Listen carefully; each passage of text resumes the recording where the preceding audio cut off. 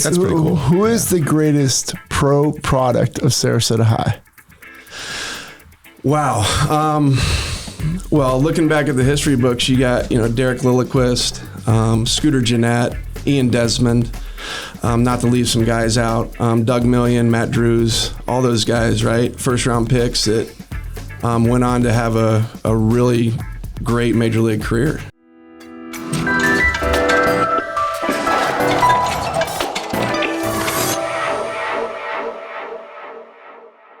What's up, Sarasota? We're back with another episode of Sarasota SpeaX podcast, number 115. As usual, I'm Felipe Colon. It's 116. I'm Trey Martell. And I am Greg Mulhollen. As you can see, Brad is away. He usually does this part. And we're happy to have head Sarasota baseball coach Greg Mulhollen today to talk about the upcoming season and coaching and life and all great things about Sarasota and Sarasota High. Welcome. Thank you. I am thrilled to be here. Thanks for having me. How long have you been coaching at Sarasota High as the head coach? So this is my fourth year at Sarasota High, 23rd overall in high school baseball. I was at Cardinal Mooney for 16 years. So back and forth in town, all of that stuff. Yeah. I want you to speak to us about the gratification that you feel being a mentor to kids and their development overall, almost as a second parent.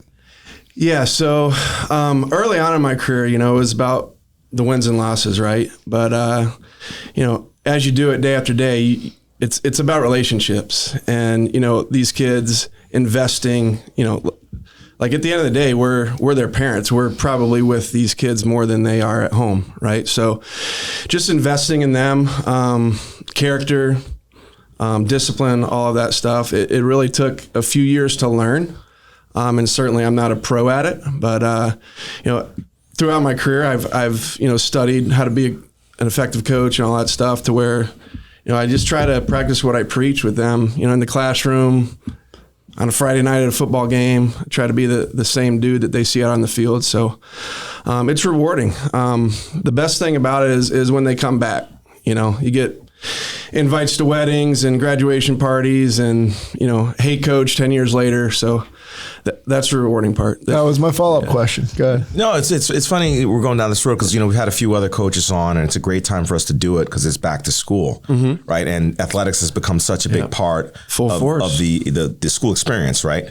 And I liked what you said there because I think what you're exemplifying is that you're not just it's not a part-time job, even though like on the books it is, right? Right. Once you're a coach on the field, everywhere you go in town, and this is a small town when it comes to, the schools and the kids, you're a coach everywhere you go. Absolutely. And that doesn't stop. Yep. Like that must be a little bit much sometimes, I would think. Coaching is what I do. It's why, in my opinion, it's why God put me on this earth, right? There's great days, and of course there's bad days. There's 10-hour days and there's 16-hour days. It's, like you said, you break our salary down and we're losing money. But at the end of the day, we're doing it for the kids and because we, not only love the game, but we just like investing in, teenage athletes growing up and learning disciplines to be great later on in life, So. Can you talk about athletics in general, not just baseball, but things that young people learn in athletics that translate well to when they get into their career and in their life? Mm-hmm. My biggest thing is in athletics, at an early age, you're told no, right? You might not be the starting shortstop or the quarterback on Friday night, right?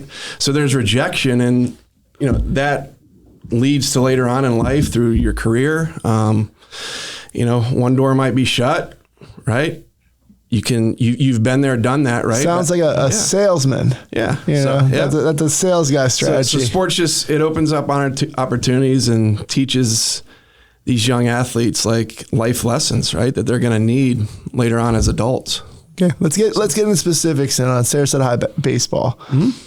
What are your goals for this year? Like, what is the state title the goal every year? Is that what course. That's what you preach at Sarasota. Yeah. Sarasota High is, it's the cream of the crop of high school baseball, not just in the state, but in the country. That with the way Coach Metcalf and Coach Hal have done it over the past 50 years, like I have a pretty important job, right, to keep that legacy going. And, do you feel the pressure? Oh, I did early on, yeah. Early on for sure, right? Following the the greatest high school coach to ever do it. Sure, there's pressure. With that, though, you look at Kalen DeBoer at Alabama, Jimbo Fisher coming in at FSU, right? My go-to guy was Coach Shire at Duke. Like, he was hired at the same moment I was. And I just kind of sit back and watched how he carried himself with the players and carrying on Coach K's legacy and reading his articles about, how to follow a legend. So I've learned a lot. It's been fun, challenging. But at the end of the day, it's an honor to be the coach at Sarasota High. But you say Sarasota High is the cream of the crop. Can you, one of the great things about this podcast is it gives people who have nothing to do with your world a window into your world, and which is an important part of life in Sarasota, and that's why we do it, right? So, like, can you enumerate how that tradition is the cream of the crop, and what some of the accomplishments have been over the years for people who just know nothing about high school baseball? 6 state championships, 2 national titles. Coach Metcalf won the national championship in, I believe, 1987, and then again in the early 90s. There's a wall of honor on our press box of all college athletes, all college signees, professional ball players, first round picks, All-Americans. So it's like the shrine of high school baseball, in my opinion. And just working my tail off every single day to carry on that tradition. That's where we're at with Sarasota High baseball. That's pretty cool. Who is the greatest pro product of Sarasota High? Wow. Well, looking back at the history books, you got, Derek Lilliquist, Scooter Jeanette, Ian Desmond, not to leave some guys out, Doug Million, Matt Drews, all those guys, right? First round picks that went on to have a really great major league career, right? And it's something to be proud of. Yeah, Ian Desmond was a year behind me. Yeah. Good guy. Ian is now at Lakewood Ranch coaching. Is he? Is he the head coach there? He is, yeah. Cool. Very cool. How's our team? Good. With his leadership, he will do great. Absolutely. Very good. Just by, his name being on the roster and part of that program, it's... So how does the local area baseball stack up? You said you guys have won even national titles. Is that something that the whole area is known for, or is it just really specific schools that have that tradition? Well, certainly the landscape of high school athletics in general has changed, right? There's more schools, there's academies, you got your IMGs and inspirations and stuff. And, certainly it's changed. But, looking around here, Venice is a top-notch program, of course, and volleyball, football, as well as baseball, right? Riverview's won some state championships. Sarasota High moving up into North. Manatee's had a great tradition of winning at the next level. So, listen, in the baseball world, these kids play year-round, right? So the development of them, they are so far advanced at such a young age. Right. So, the weather plays a factor. Oh, that's gotta be a huge factor. 12 months a year. Yeah. Tournament every weekend. And I feel like with some sports, these kids play only a specific season. Then the next season, it's like, okay, you're starting again, right? You're not getting that continuous building on the progress. You get 1 to 2 weeks off, and then boom. The next tournament is here, right? So, Florida, California, some of the warm states, we have a built-in advantage there. Which, in my opinion, they play too much. I mean, I'm a big believer of you roll up your sleeves and practice. That's when you get better, right? Certainly you need game competition and at bats and innings on the mound, but they just need to practice more, right? Now in the development process, isn't there younger players? Yeah. So the pitcher's arm, how does that play a factor if they're practicing year round, playing year round? Right. Well, we have pitch counts now in tournaments, travel ball tournaments. So there's a lot of protection out there for guys' arms, and you pitch this certain amount of pitches, you got to wait 2 to 3 days to throw again. So what are the numbers, and is that like a league requirement, or is it the discretion of a coach? Your perfect game tournaments, your prospect select tournaments, you have to follow their pitching rule guidelines, or you could forfeit if it's a continual breaking of the rule, right? Yeah. You might not be asked back. But for example, like a 12-year-old throws 35 pitches in one day, he's got to take that next day off, right? Okay.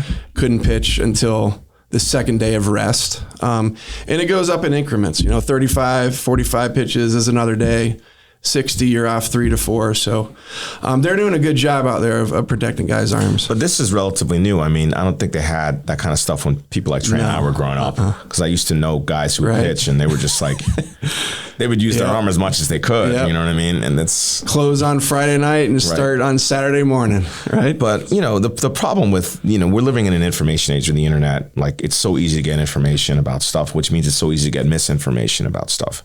You see crazy stuff online about kids having preventative Tommy John surgeries. Like, break that down for somebody who's a layperson. Like, what's the landscape there? Like, are kids really getting surgeries at a younger and younger age now because it's gotten more competitive? Or is that just misinformation? So I'll keep that answer to my programs and what I've seen. In my 23, 24 years of doing this, I've had two high school arms in 23 years that, 2 high school players that have gotten Tommy John. Right. One was 13 years ago to a pitcher I had at Cardinal Mooney. He had it done early as a freshman, missed his sophomore year, and came back junior, senior year and ended up pitching college. So it worked out for him. I mean, it was, it allowed him to. And nowadays the rehab is 4 to 6 months, right?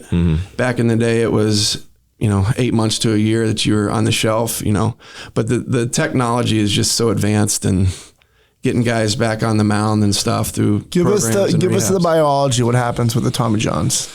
Yeah, so your UCL in your elbow, your ulnar collateral ligament, right?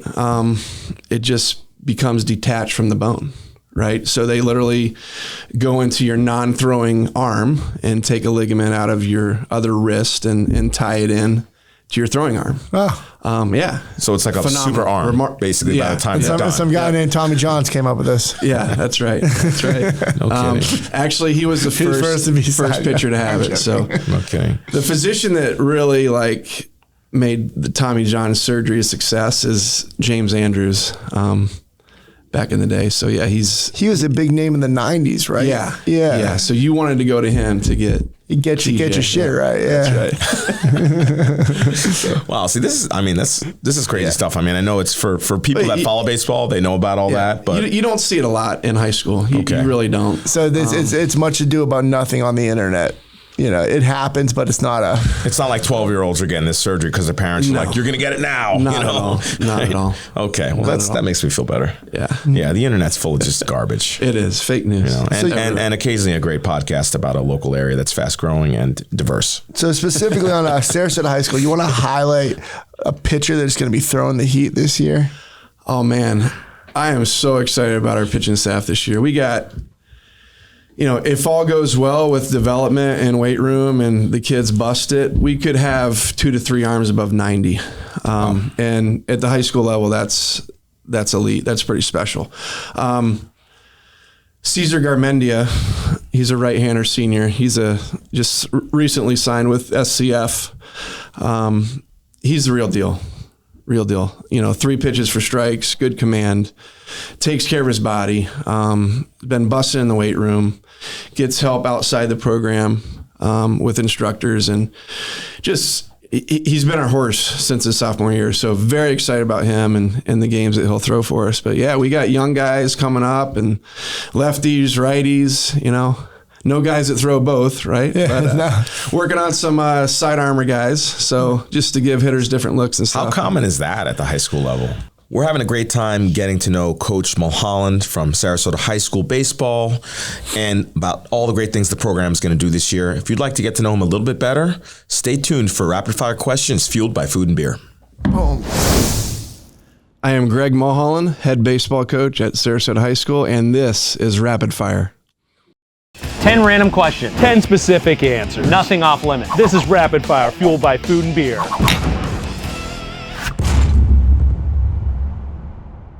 Do you have any pets? I do. I have 2 dogs, Golden Doodle and a mutt. What's your favorite professional sports team? Oh, diehard Chicago Cubs, baby. Sammy Sosa, Ryan Sandberg, Harry Carey.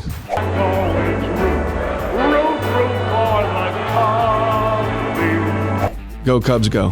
What's your favorite genre of music? Forrest Frank. He's Christian music. He's the new thing in the Christian world, so my way is better than yours, right? Forrest Frank. just to find out your ways better. Oh, oh. Which musical instrument has the most annoying sound? Ooh, violin. Yeah, violin for sure.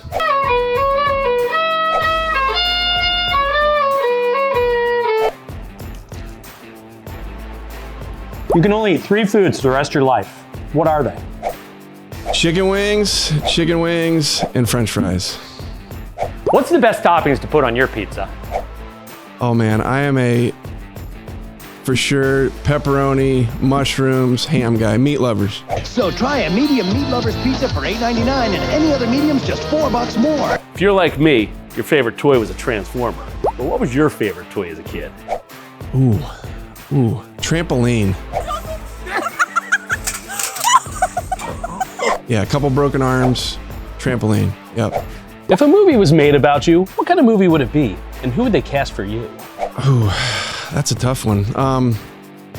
Shaq, right? I'm tall, I guess, right? Okie dokie. Yeah, Hallmark special. I don't know. Shaquille O'Neal is Coach Greg Mulhollen in a Hallmark special. I'm rounding home plate for Christmas. On a rainy day, what's your go-to activity? Other than roofing. Oh man, rainy day, go-to. You know, I'm a stay-at-home guy. Clean the house, mop the floor. It's a honey-do list. Honey do this, honey do that. Help the wife with dishes, you know. Clean. It is now 0700, and it's time to attack the enemy. Grease, grime, slime. If you could instantly become an expert at anything, what would it be? The Bible, yeah. Just learning from Genesis to Revelation. I love to know it all.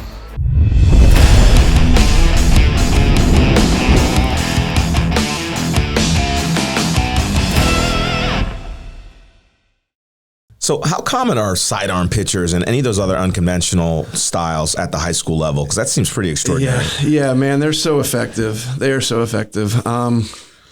It's just a different angle. It's like hitting a Frisbee, you know, kind of like a fast pitch softball pitcher. You know, hitters don't see it hardly ever. Is it because they can't see where the ball's being released as easily? Right, release point. So they're used to seeing it like that. The ball's coming up, right, Gotcha. rather than down the down trajectory. So And they're just, I would assume, more rare, so the hitter sees less balls thrown that way. Right. So we try to, you know, convert or make 1 to 2 of those guys a year.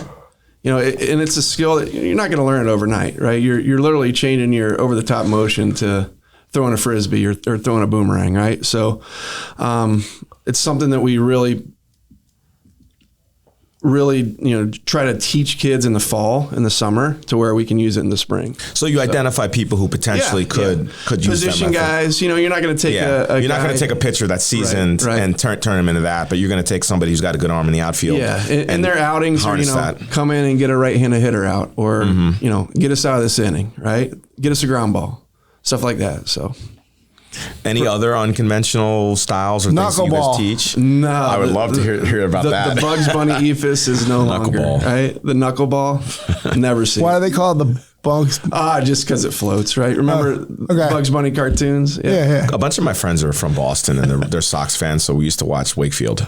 Yeah. Yes. You know, he's the one I think of. Amusing. Now that was something special. Yeah, I mean, he was. Catcher had a big old softball mitt. And what's the other one? Dickie, who used to throw it in Texas? Yeah. Yeah. So ended up as a Blue Jay. I think he won a Cy Young. Did he? He did. Holy crap. He did. Well, so no knuckleballers at the high school level, but the sidearm, you do that. Okay. Yes, we do. Yeah. Okay. So we try to. We try to. So I heard in the pre-show that you got Coach Metcalf back on the staff. What is his role? Oh man, he is our pillar of wisdom, right? And like I said in the pregame, he's just a great friend of mine. He needs to write a book on just how to live life, right? I could just listen to him talk for days about his stories, situations, advice, experiences, not just on the diamond, right? But just, you know, raising kids and how to be a husband and all that stuff. He's just an all-star at everything he does. So yeah, we're blessed. He's back. He took a few years off. You know, he really wanted to see Mark play play baseball. And at that moment when he resigned, Mark lived up in Tallahassee. So he's on the road back and forth a lot. But Mark and Mike and all them moved back down here. So Mark's my shortstop, leadoff hitter. So Clyde's been at the games last year, but now he just misses baseball, you know. Are those his grandkids or something? Yeah, Mark's his grandson. Okay. Yep. So he's on your team now. He's a senior in our program. Yep. So, you know, he's at practice every day. I ask him questions, right? I'm always trying to learn. And, you know, you got the legend right there with you, standing side by side. And, you know, yeah, what do you got? So it's been great. It's been great. That's an awesome. How much interplay is there between programs like yours and other? I mean, we're in an area where there are just tons of pro athletes. Right. Maybe not necessarily just Sarasota, but if you stretch out the area, there's just tons. All sports. I mean, my parents lived across the street from a house that was rented seasonally to the guy on the Reds for all the years. His name escapes me. Oh man, Rizzo? No. He was the longest running player for a single team. Oh, Barry Larkin. Exactly. Yep. So these guys are kicking around here more than people would think. How does that have an effect on the program or on the kids?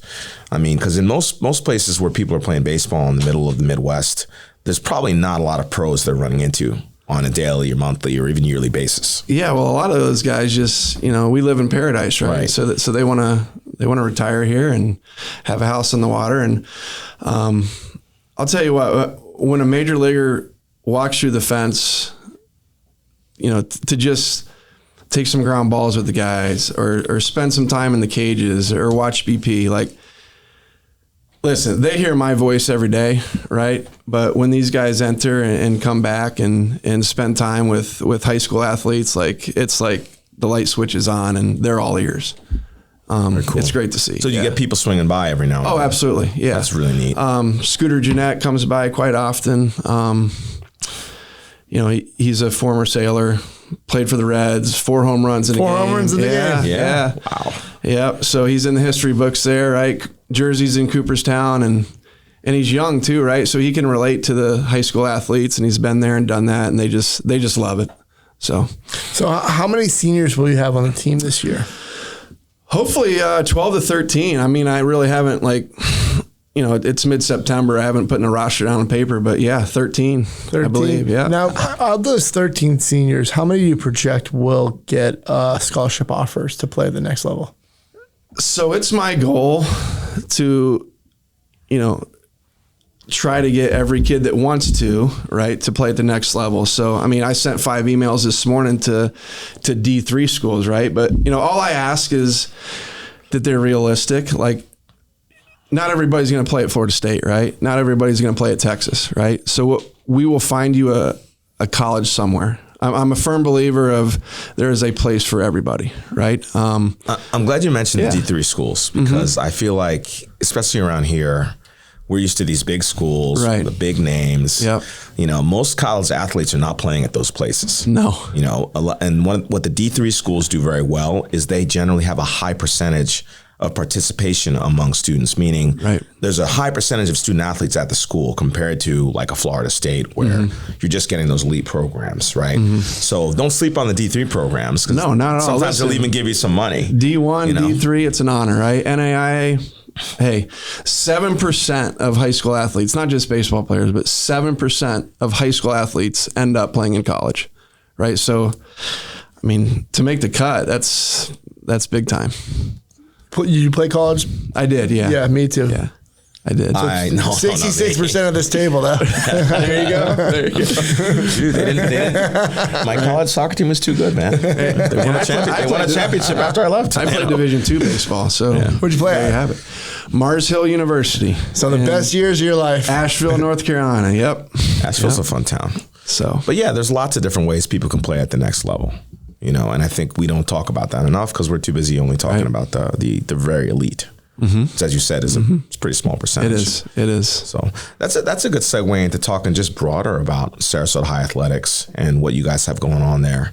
You know, I'm sure people would be interested to know like what the outlook is just generally for the teams and, you know, what the climate is like over there and what separates you guys from some of the other programs in the area.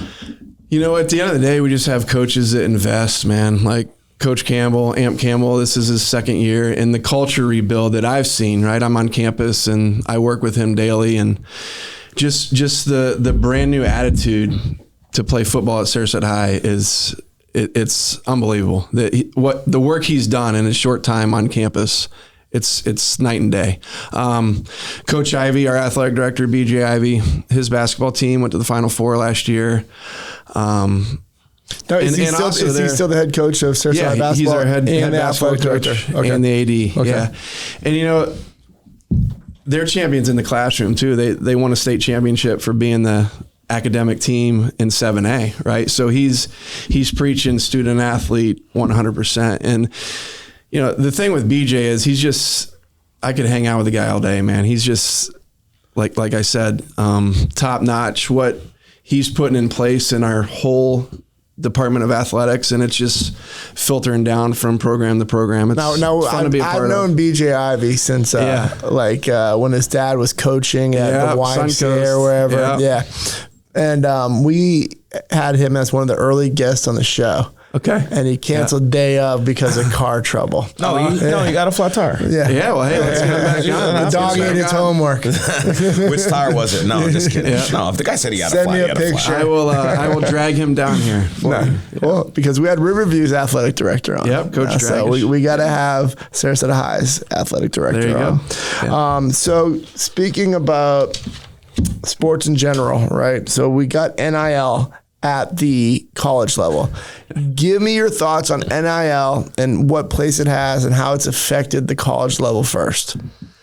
So college, listen, do these guys need to be paid? I get it, right? Tim Tebow's jersey and they're on commercials. I understand it. But what I see is like your mid-majors can't hang with the big boys. So you're going to have separation, not just in college football, but let's look at basketball and baseball as well. Your Texases and your Mississippi States and your Ole Misses, they're writing these guys checks, right, anonymously out of their boosters that, you know, your mid-major D1s can't keep up with it. So it's just a big separation, in my opinion. And what about like the legions for the player? That's absolutely left the allegiance to the team. Yeah, right. Guys are going to 3 or 4 universities in their career, right? Yeah. So loyalty's down the toilet, right?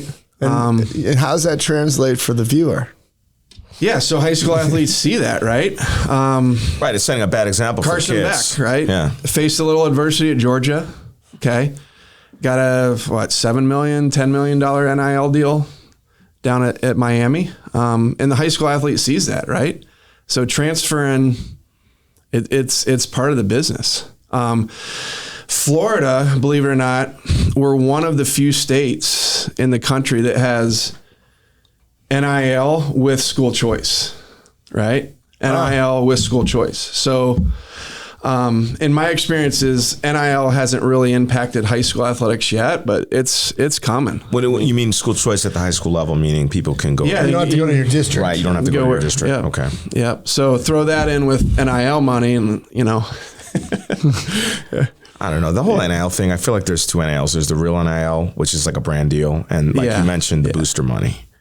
You know, booster money at the college level. Yeah, certainly. Yeah, at the college level. You know, high school athletes are not getting paid. No, I get that. But listen, we get the right guy up on a roof flexing his arm. You know, it's developing mentalities, right? You know, because they're seeing, you know, they want to play at the next level. What do they see at the next level? What's the pinnacle of the next level? Now it's getting paid. Before it was going to a great school. Right. You know what I mean? And being a star. I mean, now it's getting paid. When I said viewer, I meant just as a casual fan. Okay. You know, I'm less interested in college sports in general. You know, I used to be interested in college football, but now the players jump around so much. You don't even know who's on what team. Yeah, I know. If you can't track unless you got to, you know, you're one of the guys on the computer all day looking at the roster. Last Saturday, right? Week 1 of college football, and you hear transfer from Purdue, transfer from Liberty, right? This guy, you can't keep up with it. Yeah. You check out the Florida State game? I did. Yeah. What a game. Producer Eric is a huge Florida State fan. Oh, man, I'm a Gator. My daughter's up in Gainesville right now, so. Yeah. Good GPA. I thought the UNC game was pretty crazy. Yes. With Belichick on the sideline. Yeah, nice debut. Huh? Going back to the high school in general, the first drive was good. Right. What are the school choice rules? Just specifically, like, you have to be districted, right? It's not so. Like Florida virtual kids can choose where they want to play athletics. Homeschool students can choose where they want to play athletics, right? But yeah, there's still districts, like boundaries and addresses have to be in this certain high school. Okay. But like a lot of kids do FLVRS and play high school a lot of distance, a lot of miles away. Got it. Right. So it's definitely not for convenience sake, is what you're saying. Right. There's some reason they're doing this, and we may or may not know that reason. Right.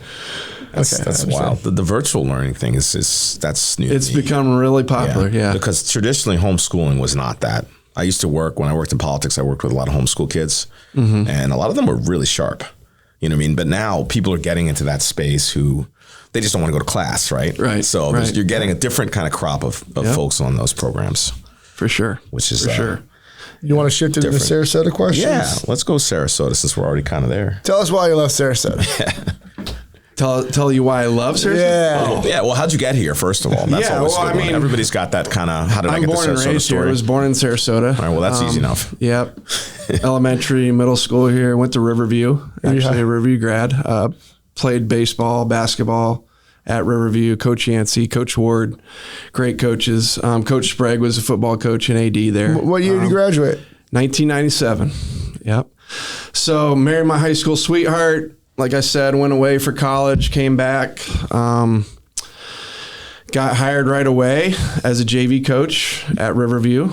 Then went to Cardinal Mooney for 16 years. And now at Sarasota High. So all three of my daughters, I have three girls. They were all sailors as well. One's currently there now, a junior. She plays softball. So yeah, it's, not only do I coach baseball there, I help out with volleyball. I referee high school basketball. It's one of my hobbies and interests is, I love reffing. I love getting yelled at by the guy in the fourth row that knows absolutely nothing about basketball, or the fiery player. Yeah. How long have you done the refereeing? 10 years. 10 years. So started out as a middle school basketball official, right, and just fell in love with it. Went to camps, clinics, lost some weight. Good way to get exercise, right? And I guess I've worked my way up. So. You must be recognized all around town then, coaching the baseball. Right. That guy gave me a tag. No, that's cool. Are you part of like one of those referee associations? I am. I hear they get really good hotel discounts. And I heard for sure. Red Roof Inn. Told me that once. He's like Howard Johnson, baby. Super 8. Get a great rate. If you're part of the referee association. My man Felipe loves a deal. I do love a deal. Gulf Coast Basketball Officials. Okay, there we go. This is the group here. Do you actually need to ref a game to join? No. All right. You have to be able to run and put air in your whistle. I'll be submitting my applications. There you go. Your newest referee, maybe. But I cannot referee Sarasota High basketball games, right? So a little conflict of interest. Yeah, no home cooking there. No home cooking. I do a lot of games at IMG. They send me down south. What do you think of IMG? What do you think of that whole concept that they have very super expensive. teams? Yeah, very. $96,000 a year now. Yeah, but they pick and choose who pays. Right. I mean, it's not not everybody's paying. I love officiating there. Man, their national team is unreal. Basketball. It's dunk city, alley oops. Every play's at the rim. It's really fun. Really fun. Yeah, I had a game a couple years ago that I think they were playing Oak Ridge out of Orlando, right? So a couple top 10 teams in the country. ESPN was somebody famous played there. You're reffing that game? I got that game. That's a good gig. I was nervous as it was on ESPN. Oh, ESPN cameras, behind the rim at half court. You don't want to be that guy backpedaling the falls. Right. Funny thing, I had the jump ball, right? I had the jump, so I'm walking out the half court. I'm like, these dudes are like 6'10", and 7 foot, and I'm 6'7". So I'm like, man, I really better put some air underneath this thing. So. On the jump ball. Right? Yeah, on the jump ball. Yeah, you don't want to make a mistake. You end up on like Shaq's list, Shaq in a fool. No redos. You actually want to have them jump, right? Yes. That's a cool story. Want to hit me? So, Tom and Air Law And Trey Martell want to know, what are your thoughts on all the roundabouts popping up in Sarasota? You know what? Roundabouts and cell phones do not mix, right? The ones that are confusing are the two-laners. Like, do I stay in the left lane if I'm going a full circle or what? And then it's like a quick merge to the right and horns honking and all that stuff. So I'm not a fan. I am not a fan.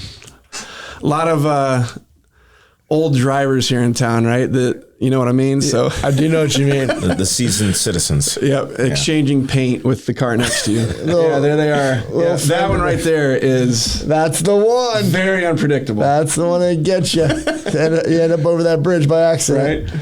And the cars aren't cheap on that roundabout. No, they are not. No, they're coming off a longboat.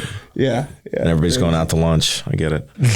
Yep. So, the reason we asked this question, it's kind of a fun, tongue-in-cheek way to ask about growth and change in Sarasota, a topic that is sometimes not so fun to discuss if you look at social media, right? There's the contingent is usually Sarasota's full, all these people need to go home, it's for the natives, and versus, we need growth to support our industry and actually have a better quality of life, right? So that's usually the two camps. It's easier to discuss that with the roundabouts. So what have you seen and changed, and what's your feeling about change and growth in town? Oh man, so like I said, born and raised, right? So been here for 44 years, and just, Bee Ridge is now 6 lanes where it used to be 2, and just my frustration is, right, what are we going to do with I-75? That's a good point. It's a parking lot from 4 o'clock on every day. But the growth's been good. Like, we need to have some sport complexes built. Some turf facilities would be great for all sports. There's one up in Lakewood Ranch. The Sportsplex, where they do a lot of soccer and stuff up there. Yeah. I think that would just, listen, like Sarasota, the beach, the weather, all that stuff, it's paradise. But we need some facility upgrade. The county's working on one. They are. Out at Miss Sarasota softball. Right. I believe. So wait and see. But the wheels of government don't turn slowly. Yep. So that's all I'll say about that. But yeah, so it's always good to get like a native's impression, because like you said, the place when it was 2 lanes on Bee Ridge instead of 6. And, I heard Fruitville was actually Groves back in the day. You got Parrish now, and heck, Myakka used to be like forever to get there, right? You got subdivision after subdivision to get there, right? I don't know where the alligators and wildlife's living these days, but man, it's been fun to watch. Yeah, there's somewhere. They got to be, I guess, right? Right. Where do they go? I have no idea. Not my problem. But there's the attitude. That's our problem later, I guess. But okay. So usually we end the show on the same question. You've been on Sarasota SpeaX. You see what we do here. Thank you for coming, by the way. We enjoyed hearing all about Sarasota baseball, Sarasota athletics, and life. IMG basketball. IMG basketball.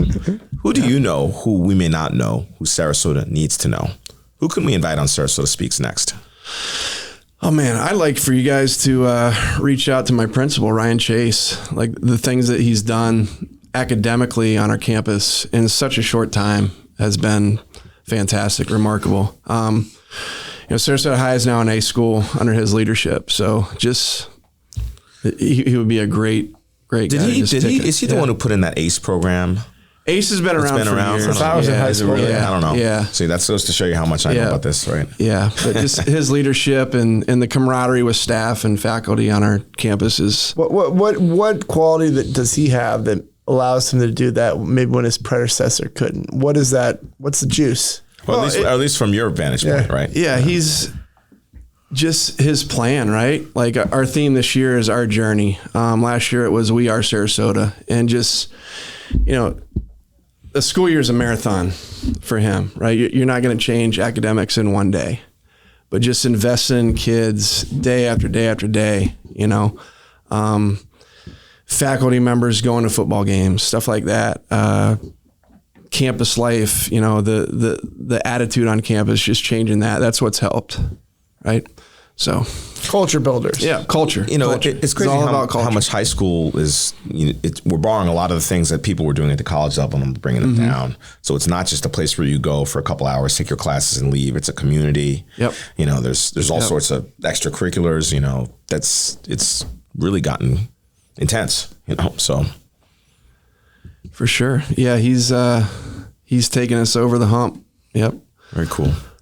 Any final thoughts, things that you want the viewers to know about Sarasota baseball, Sarasota High, or about you, and things we have to look forward to in the season? Just, we're in the weight room daily, grinding in the morning, practice after school. Like, these kids are putting in the work. And all the work, it's going to pay off come February. So excited to get going. Expectations are high, as they should be. And looking forward to it. Yeah. Oh, yeah. Good luck this season. Good luck, Coach. Thanks for coming on. Thanks for having me. Yeah, enjoyed it, man.